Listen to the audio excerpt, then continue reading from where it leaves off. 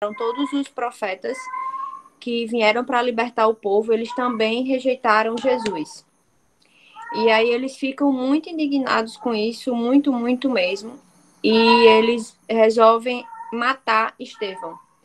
E aí eles arrastam Estevão para fora do local onde ele estava sendo julgado e ele é apedrejado até a morte. Quando Estevão está sendo apedrejado, Estevão olha para o céu e tem uma frase muito legal em Atos 8, que diz que o rosto de Estevão brilhava, parecia como o de um anjo. E aí, enquanto Estevão está sendo apedrejado, ele olha para o céu e diz: vejo Jesus ao lado de Deus, ao lado do trono do Senhor. Eu vejo Jesus. E quando ele está perto de morrer, aí, o último suspiro de vida, ele pede que os seus acusadores sejam perdoados, porque eles não sabem o que eles fazem. E aí ele morre. Por que eu estou contando essa história? Porque quem estava assistindo isso tudinho foi uma criatura chamada Saulo.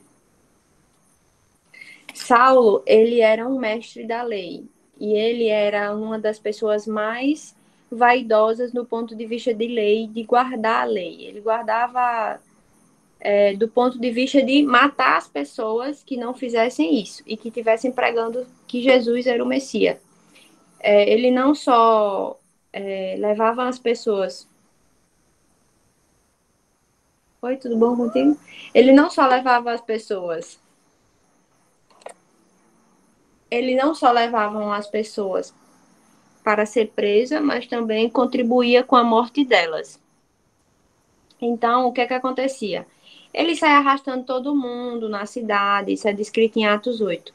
Ele saía arrastando todo mundo na cidade que falasse que Jesus era o Messias ou que pregasse isso e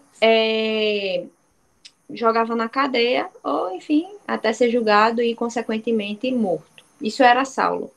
Porque eu estou dando ênfase a Saulo, porque Saulo vai se tornar Paulo. E o capítulo 9 de Atos vai falar justamente sobre como foi a conversão de Saulo. Então, eu quero que vocês entendam que Saulo, ele era, que hoje se tornou Paulo, né? Quando ele encontra Jesus, ele era aquela pessoa assim, tipo, com a lei, ele era muito perfeito com a lei. Então, ele seguia ponto a ponto. Quem falasse algo contrário quanto aquilo não merecia estar vivo porque estava blasfemando contra Deus.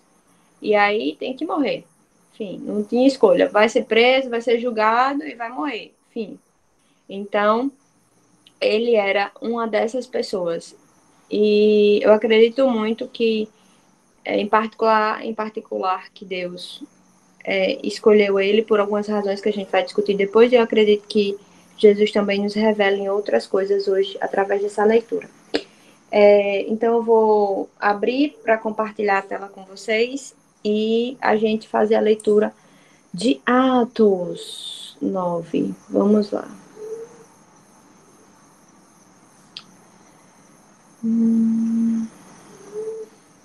Entendeu? Ficou mais ou menos claro o que foi que aconteceu de Atos 2 para Atos 9?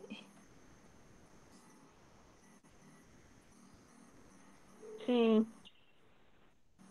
E aí tem muitas frases de impacto dentro desses capítulos que a gente não leu, mas que fala sobre graça, que fala sobre misericórdia, fala sobre você escolher seguir o evangelho e se colocar Deus acima disso. Então,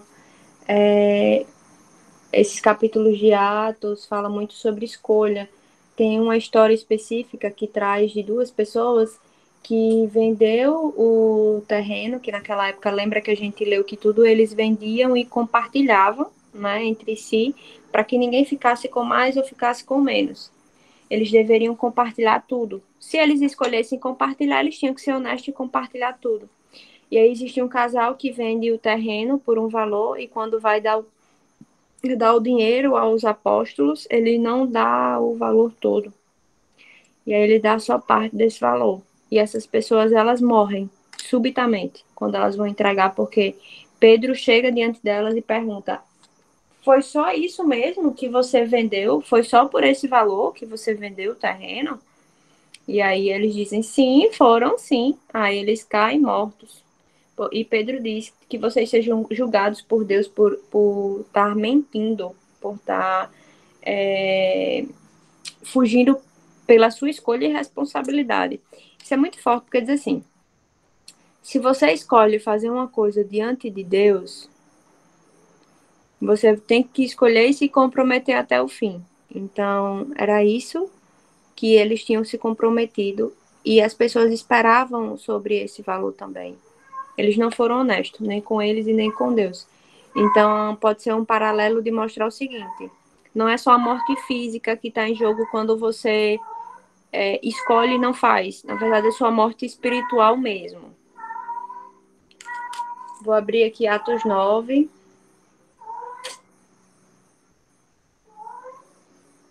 Mila tá no cio, gente. É isso. Por isso que ela tá bem agitada hoje. Não só hoje, nos últimos dias.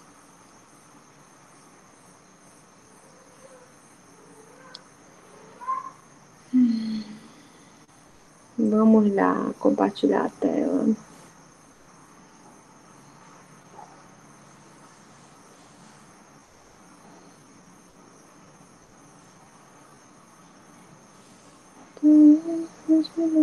Eu não posso explicar. Deixa eu só pegar um negócio aqui, gente.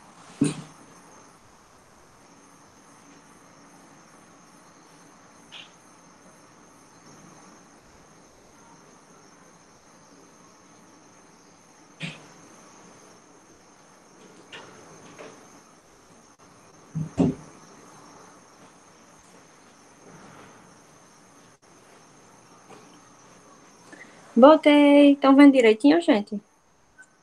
Aí? Sim, tá dando pra ver legal. Show. Então vamos lá. Sim. Eu vou aumentar assim, que eu acho que facilita. Tchurum, bem grandão.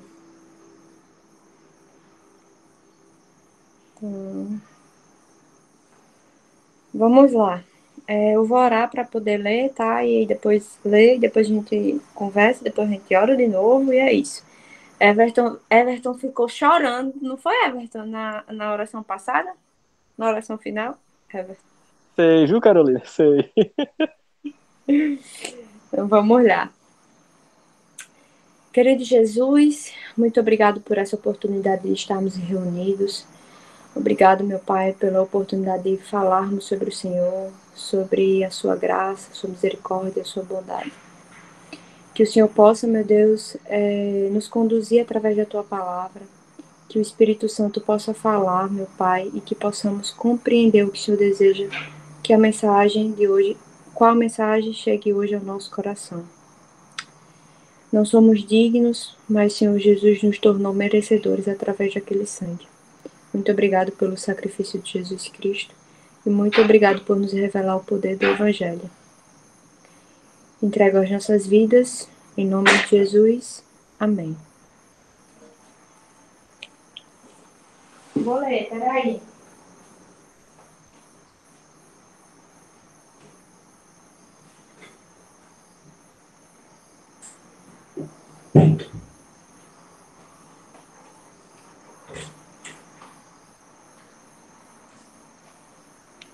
Fui ali socorrer as coisas que a gata foi derrubar e ia quebrando, era tudo.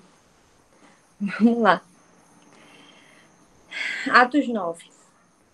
Enquanto isso, Saulo não parava de ameaçar de morte os seguidores de Jesus. Ele foi falar com o grande sacerdote e pediu cartas de apresentação para as sinagogas da cidade de Damasco.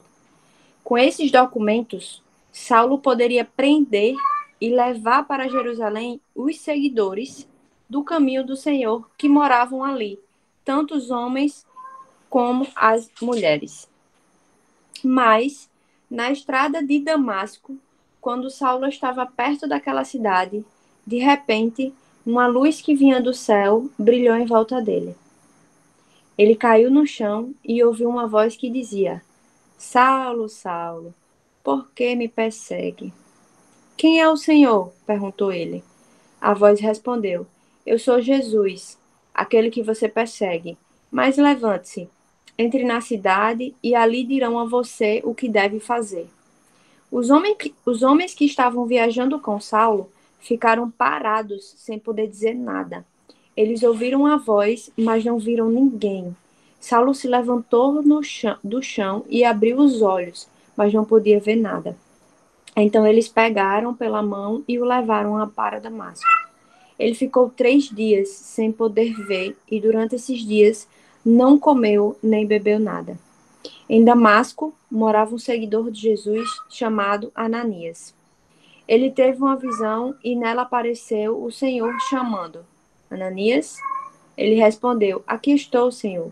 E o Senhor lhe disse: Apronte-se e vá até a casa de Judas, na rua direita, e procure um homem chamado Saulo, da cidade de Tarso. Ele está orando. E teve uma visão. Nela apareceu um homem chamado Ananias, que entrou e pôs as mãos sobre ele, a fim de que ele pudesse ver de novo. Ananias respondeu: Senhor, muita gente tem me falado a respeito desse homem e de todas as maldades que ele fez em Jerusalém com os que creem no Senhor. E agora ele veio aqui a Damasco com a autorização dos chefes dos sacerdotes para prender todos os que te adoram. Mas o Senhor disse a Ananias: Vá, pois eu escolhi esse homem para trabalhar para mim, a fim de que ele anuncie o meu nome aos não-judeus, aos reis e ao povo de Israel. Eu mesmo vou mostrar a Saulo tudo o que ele terá de sofrer por minha causa. Então, Ananias foi, entrou na casa de Judas, pôs as mãos sobre Saulo e disse: Saulo, meu irmão, o Senhor que me mandou aqui é o mesmo Jesus que você viu na estrada de Damasco. Ele me mandou para que você veja de novo e fique cheio do Espírito Santo. No mesmo instante, umas coisas parecidas com escamas caíram dos olhos de Saulo, e ele pôde ver de novo. Ele se levantou e foi batizado. Depois ele comeu alguma coisa e ficou forte como antes. Saulo em Damasco. Saulo ficou alguns dias com os seguidores de Jesus em Damasco e começou imediatamente a anunciar Jesus nas sinagogas, dizendo: Jesus é o Filho de Deus. Todos os que ouviam Saulo ficavam admirados e perguntavam: Não é este o homem em Jerusalém que estava matando todos os seguidores de Jesus? Não foi ele que veio até aqui para prender e levar essa gente aos chefes dos sacerdotes? Mas as mensagens de Saulo se tornavam cada vez mais poderosas, e as provas que ele apresentava de que Jesus era o Messias eram tão fortes que os judeus que moravam em Damasco não sabiam o que dizer. E as provas que ele apresentava de que Jesus era o Messias eram tão fortes, eu vou repetir porque esse aqui eu preciso repetir, que os judeus que moravam em Damasco não sabiam o que dizer. Muitos dias depois, os judeus de Damasco se reuniram e resolveram matá-lo. Mas Saulo ficou sabendo do plano deles. Eles vigiavam os portões da cidade dia e noite para o matar. Mas certa noite, os seguidores de Saulo o puseram dentro de um cesto e desceram por uma abertura que havia na muralha da cidade. Saulo em Jerusalém. Saulo foi para Jerusalém e tentou juntar-se aos seguidores de Jesus. Porém, todos tinham medo dele, porque não acreditavam que ele também era seguidor de Jesus. Então, Barnabé veio ajudá-lo e apresentou aos apóstolos. E eles lhe contou como Saulo tinha visto o Senhor no caminho e como o Senhor havia falado com ele. Barnabé também contou como, em Damasco, Saulo, pelo poder do nome de Jesus, havia anunciado corajosamente o evangelho. Depois disso, Saulo ficou com eles, andando por toda parte em Jerusalém, e pelo poder do nome do Senhor, ele anunciava corajosamente o evangelho. Ele também conversava e discutia com os judeus que tinham sido criados fora da terra de Israel, mas eles procuravam um jeito de matá-lo. Quando os irmãos souberam disso, levaram Saulo até a cidade de Cesareia e Cesareia e depois o mandaram para a cidade de Tarso. Em toda a região da Judéia, Galiléia e Samaria, a igreja estava em paz. Ela ficava cada vez mais forte, crescia em número de pessoas com a ajuda do Espírito Santo e mostrava grande respeito pelo Senhor Jesus. Pedro viajava por toda parte. Um dia foi visitar o povo de Deus que morava na cidade de Lida. Encontrou ali um homem chamado Enéas, que era paralítico e fazia 8 anos que não saía da cama. Pedro lhe disse: Enéas, Jesus Cristo já curou você. Levante-se e arrume a sua cama. Na mesma hora, Enéas se levantou. Então todos os moradores das cidades de Lida e da região de Sarón viram isso e se converteram ao Senhor. Na cidade de Jope, havia uma seguidora de Jesus chamada Tabita. Este nome em grego é Dorcas. Ela usava todo o seu tempo fazendo bem e ajudando os pobres. Naqueles dias, Dorcas ficou doente e morreu. Lavaram o corpo dela e depois puseram no quarto do andar de cima. Jope ficava perto de Lida. Quando os seguidores de Jesus em Jope souberam que Pedro estava em Lida, enviaram 2 homens para levar-lhe o seguinte recado: Por favor, venha depressa até Jope. Então Pedro se aprontou e foi com eles. Quando chegou lá, eles o levaram para o quarto de cima. Todas as viúvas ficaram em volta dele, chorando e mostrando os vestidos e as outras roupas que Dorcas havia feito quando ainda viva. Então Pedro mandou que todos saíssem do quarto e em seguida se ajoelhou e orou. Depois virou-se para o corpo de Dorcas e disse: Tabita, levante-se. Ela abriu os olhos e, quando viu Pedro, sentou-se. Pedro pegou-a pela mão e ajudou-a a ficar de pé. Em seguida, chamou toda a gente da igreja, inclusive as viúvas, e entregou a eles viva. As notícias a respeito disso se espalharam por toda a cidade de Jope, e muitos creram no Senhor. E Pedro ficou lá muitos dias, na casa de um curtidor de couros chamado Simão. Ai, gente, que coisa mais linda da vida. Deixa eu subir aqui.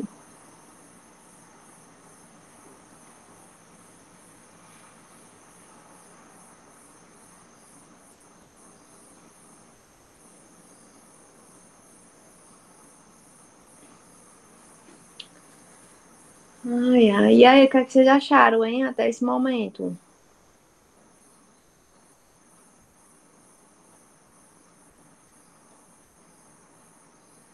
Alguém aí, gente? Oi, tudo bom? Oi, eu estou aqui. Todo mundo está recebido em choque, em choque, em choque. Gente, eu não vou mentir que teve uma hora que acho que meus olhos ficou cheios de lágrimas. Atos capítulo 9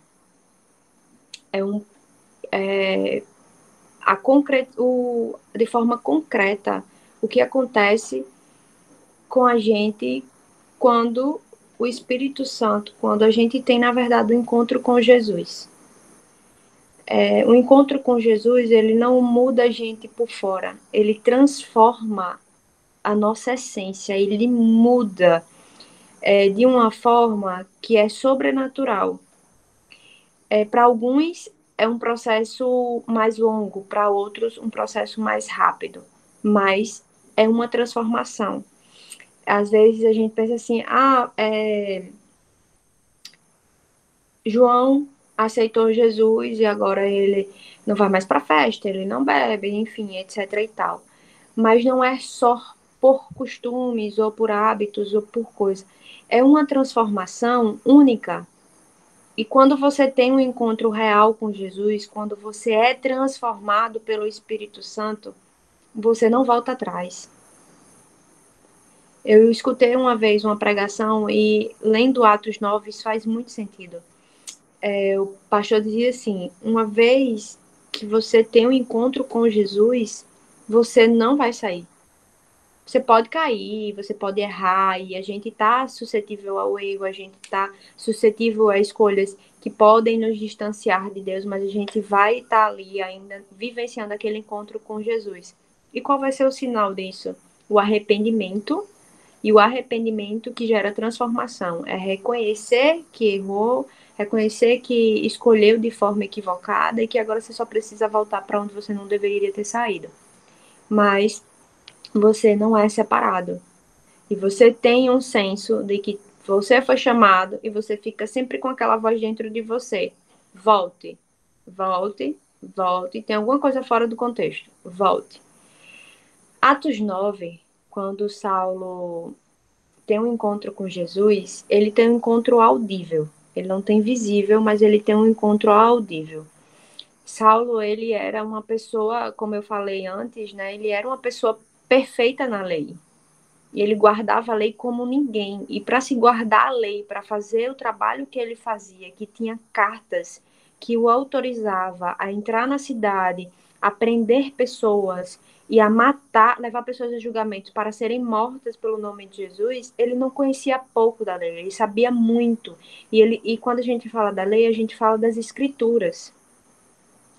Quando Jesus escolhe Saulo, ele não escolhe por acaso. Ele escolhe primeiro para revelar o poder dele. Ele diz: eu vou pegar entre vocês o mais perfeito na lei, o que faz acontecer, que era Saulo. E vou mostrar para vocês o que acontece quando eu entro na vida de uma pessoa. E quando Saulo tem um encontro com Jesus, diz algumas linhas teológicas que essa cegueira de Saulo, ela pode ter sido não uma cegueira física, mas uma cegueira do ponto de vista espiritual, para que os olhos espirituais dele momentaneamente, depois, na verdade, momentaneamente cegado, para que depois fossem abertos pela palavra do Senhor. E aí, quando ele tem um encontro, ele fica 3 dias, ele vai para aquela cidade, ele só escuta aquela voz. Ele não escuta mais ninguém, ele obedece. Então, uma primeira coisa que remete ao encontro com Jesus é o temor. Mesmo que Saulo não tivesse certeza, mas ele sentia dentro dele o poder do que tinha acontecido, do que ele tinha sentido, do que ele tinha vivenciado. Ele sabia que aquilo ali não era uma obra natural, era algo sobrenatural. Isso gerou a primeira coisa que a gente tem que ter como seguidor de Jesus, o temor. E ele ouviu: tá bom, eu vou entrar na cidade, vou ficar lá os 3 dias e vou aguardar. Ele fez como Jesus pediu que ele fizesse. Jesus deu uma visão para ele que Ananias que ia lá, que ia retirar essa cegueira dele, que estava naquele momento. E ele ficou 3 dias de jejum e oração. Isso também nos mostra muito como nos nortear, principalmente quando a gente encontra mais numa jornada de fé com Jesus.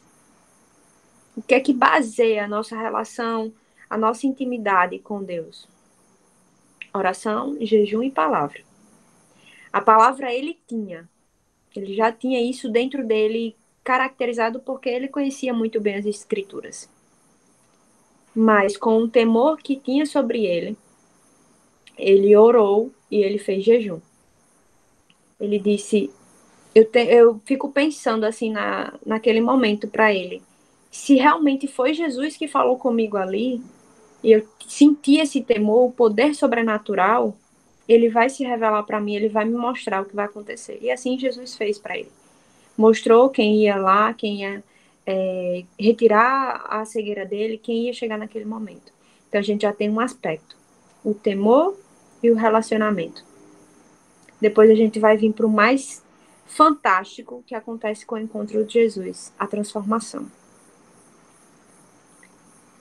E tem uma frase em Atos 9, que é quando diz assim: e ele discutia muito bem, ele falava muito bem. Ele falava e rebatia qualquer outro judeu ou qualquer outro mestre da lei. E defendia, através do que ele antes não defendia, que Jesus era filho de Deus e era o Messias. Então, todo o conhecimento que ele tinha das Escrituras E a gente vê também que ele teve o temor, ele teve o relacionamento com Jesus, ele teve o relacionamento com a comunidade cristã, podemos dizer, não uma comunidade cristã, mas uma comunidade de fé, que eram as pessoas que serviam a Jesus naquela cidade que ele estava. E aí ele começou a anunciar a palavra.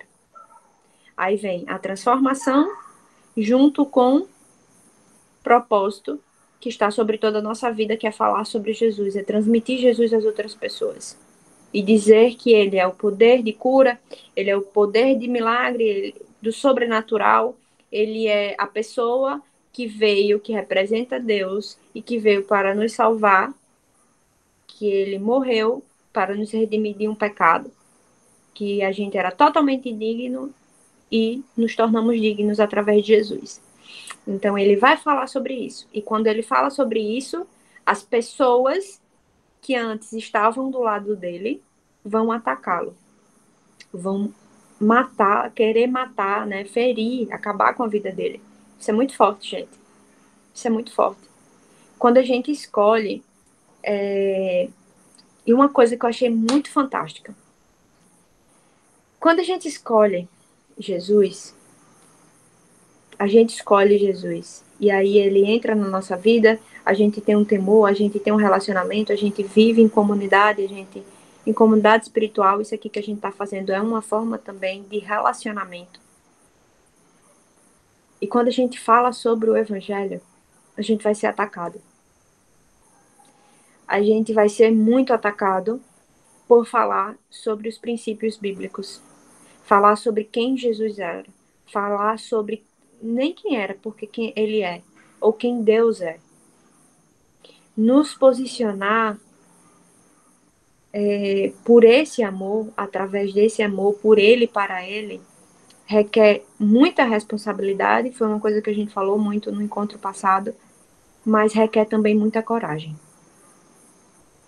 Porque você vai ser atacado, as pessoas que andavam com você vão ser as que mais vão lhe atacar, as que achavam que lhe conhecia vão lhe atacar, e as pessoas que querem defender as ideias delas como 100% verdadeiras, que não olham para Jesus como Filho de Deus e não olham para Jesus como a pessoa que veio e que disse assim: vocês não são dignos disso, mas eu vou tornar digno porque meu pai pediu que, e eu junto com meu pai, vamos te tornar todos nós dignos através desse sangue. E quando você me escolhe e fala sobre mim, você vai ser atacado. E na fala, quando Jesus está falando com Ananias na visão, Jesus diz a Ananias, ele vai sofrer muito por minha causa. Vai sofrer muito. E Paulo não sofreu pouco, não. Paulo sofreu muito. Paulo foi chicoteado, foi preso, sofreu vários atentados. Logo, em Atos 9, logo após a conversão, ele já sofreu os atentados, né? Ele já era fugitivo. E mesmo assim, por ser fugitivo, ele continuava corajosamente. Corajosamente. Eu estava lendo Atos ontem, essa semana, na verdade, e eu vi uma parte, eu não lembro agora especificamente qual o capítulo, mas que um apóstolo que foi colocado pelo Espírito Santo para estar em uma estrada e ministrar a uma pessoa que estava passando naquela estrada. Depois que ele ministrou aquela pessoa que estava passando naquela estrada, que a batizou, ele foi arrebatado pelo Espírito Santo para outro lugar, foi levado para outro lugar para fazer a missão em outro lugar. Quando ele chegou no outro lugar, ele não perguntou ao Espírito Santo o que é que eu tenho que fazer aqui, o que é que eu estou fazendo aqui, é para eu ir para onde? A única coisa que ele fez foi se posicionar e falar sobre Jesus, que era o que ele estava fazendo, e ele sabia que era o propósito dele. Então, quando Saulo se converteu, né, ele vai lá nos livros seguintes, ele vai ser chamado de Paulo, por próprio Deus. Ele sabia já o que ele tinha que fazer. Existe uma frase de Paulo que é assim, morreu por nós, pecadores, e dentre os pecadores, eu sou o pior. Ele sempre se caracterizava pelo pior dos pecadores porque ele perseguiu a vida inteira a razão da vida dele, que era Jesus. Então, quando a gente fala sobre encontro com Jesus, sobre intimidade, sobre relacionamento, a gente fala sobre coisas sobrenaturais. E Atos 9 termina com isso. Né? O poder sobrenatural que é colocado em nós, pelo nome do Senhor Jesus, para fazermos milagres, transmitir cura, transmitir renovo, transmitir o sobrenatural de Deus. E a gente volta para aquele ponto. Não só responsabilidade, não só coragem, mas posicionamento. A gente fala muito e procura muito sobre propósito. Qual é o meu propósito de vida? Não sei por que eu vou fazer. Tá. Mas saiba que a base do seu propósito, a base do seu propósito se chama o Evangelho. É falar sobre ele. É falar sobre ele, é transmitir ele, é ser a expressão dele. É ser um pequeno Cristo. Então, é se posicionar com amor. É dizer, eu amo meu irmão, independente do que ele faz. Mas ele tem que entender que eu amo tanto porque Deus me amou primeiro. E eu amo tanto e quero que ele entenda que esse amor, ele é estendido, independente do que ele faça.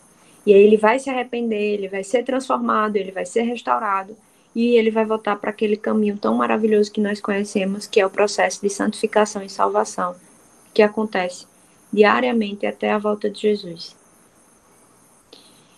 E Deus deixa isso muito claro, Jesus também. Eu amo o pecador, mas abomino o pecado. Eu amo você. Ele deixa isso muito claro. Não é o que você está fazendo, não é isso. Eu amo você. Se você prestar atenção no que você está fazendo, você está fugindo de todos os princípios. Você não está nem amando, nem se amando, nem recebendo o meu amor e nem transmitindo. Então, a base do nosso propósito é falar sobre Jesus, é expressar Jesus. Carol, eu não tenho coragem de falar oralmente. Tá? Você não precisa falar oralmente. Você tem que se posicionar como um pequeno Cristo. Mas você se posiciona como um pequeno Cristo não só através de uma escolha, mas através de relacionamento. A gente se torna muito parecido com quem a gente convive. A gente pega trejeitos, a gente pega fala. No início mesmo, o Gilce estava falando algo que eu falava há muito tempo, e eu nem lembro mais o que eu falava. Então, é por convivência. Eu não posso expressar Jesus, eu não posso expressar o sobrenatural de Deus, eu não posso expressar o amor de Deus se eu não convivo com Ele, se eu não tenho um relacionamento com Ele. E relacionamento é como a gente conhece um namorado. A gente quer saber tudo, a gente quer falar sobre a nossa vida, o que aconteceu, como foi o dia. É isso que Jesus espera da gente. Jesus espera que a gente ore antes de qualquer coisa. Diga, Senhor, eu estou aqui. Eu gostaria muito de fazer isso, mas eu não sei qual é a tua vontade para esse momento, para esse posicionamento. Preciso do seu direcionamento. Preciso que o Senhor me mostre. Se isso fere os teus princípios, me mostre. Se já ferir princípios, se já for algo que não aponta para o amor de Deus e nem para o amor para o próximo, para. Não continua. Está muito claro que aquilo ali não é a vontade de Deus para a sua vida. Não é. E também entender que as portas, isso é muito forte. Davi fala muito sobre isso. Eu escolho a casa do Senhor todos os dias até o último dia da minha vida.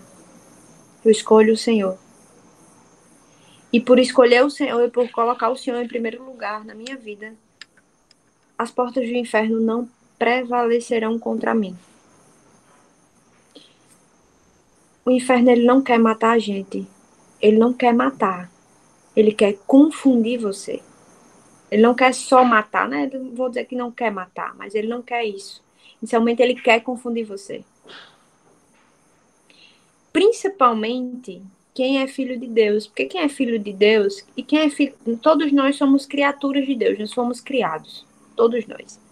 Mas somos filhos de Deus, aqueles que escolheram Deus, que foram batizados, que receberam o Espírito Santo e escolhem Ele todos os dias. Nós somos filhos de Deus. E aqueles que são filhos de Deus, eles não podem ser tocados. Eles não são tocados. O que acontece? Tudo à nossa volta pode acontecer, porque a gente não é tocado. Mas as coisas à nossa volta, elas podem ser tocadas pelo inimigo. Para nos desestruturar,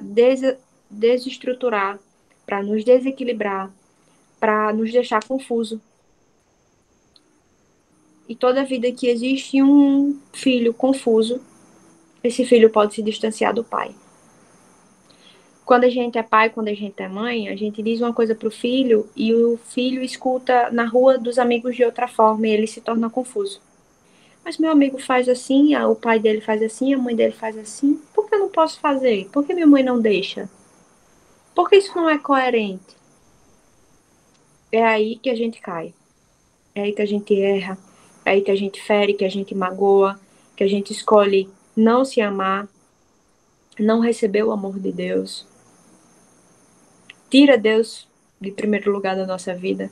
Coloca o dinheiro, ou coloca pessoas, ou coloca outras coisas em primeiro lugar na nossa vida. Uma coisa que eu acho muito bonita, no final de Atos 9,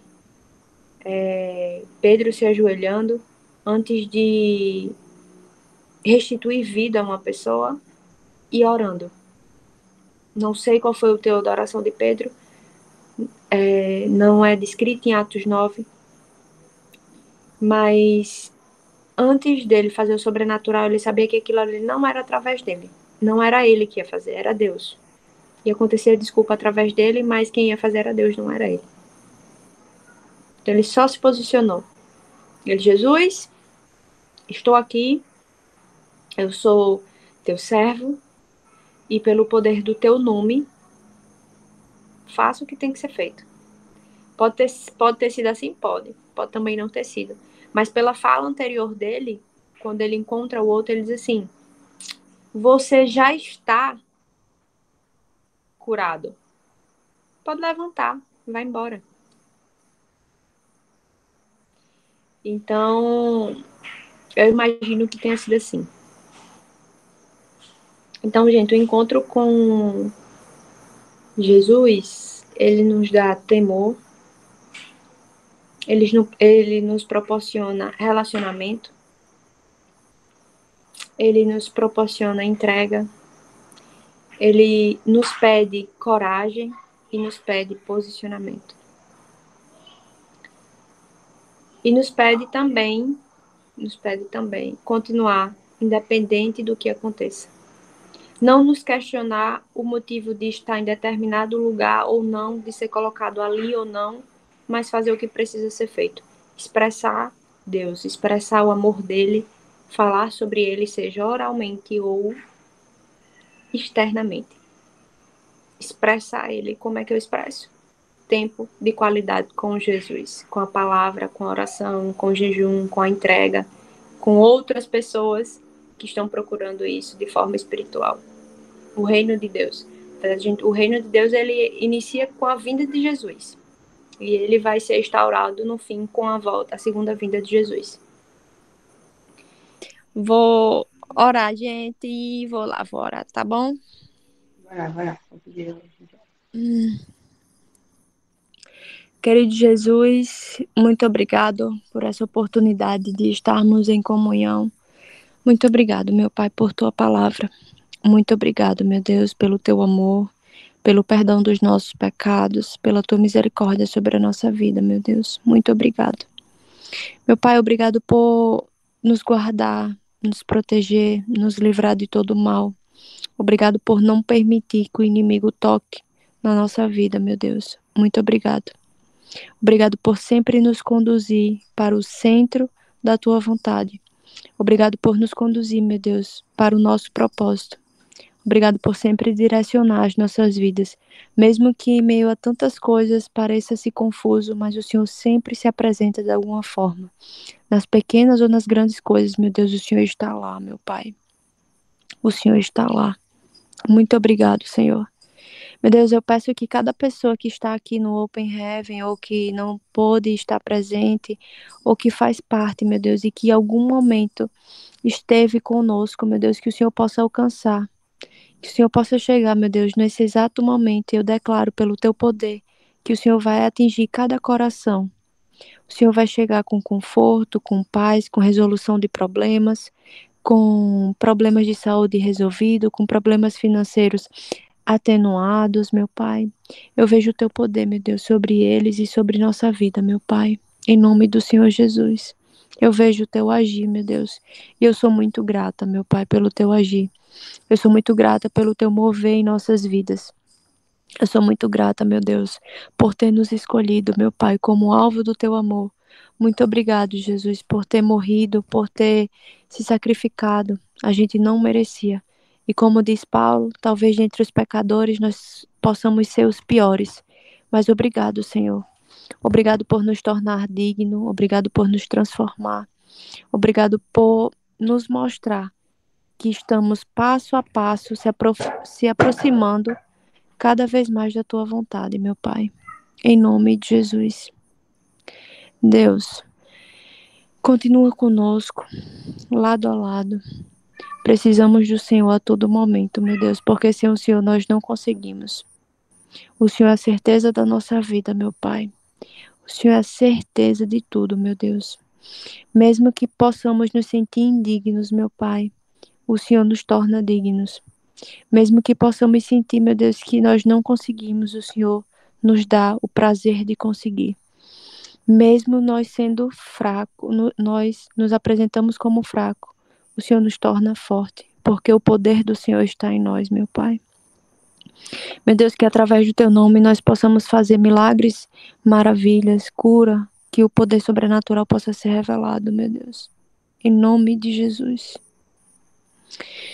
Meu Deus, eu te peço tanto, tanto, tanto que a tua misericórdia e o teu amor continue sobre nós, meu Pai.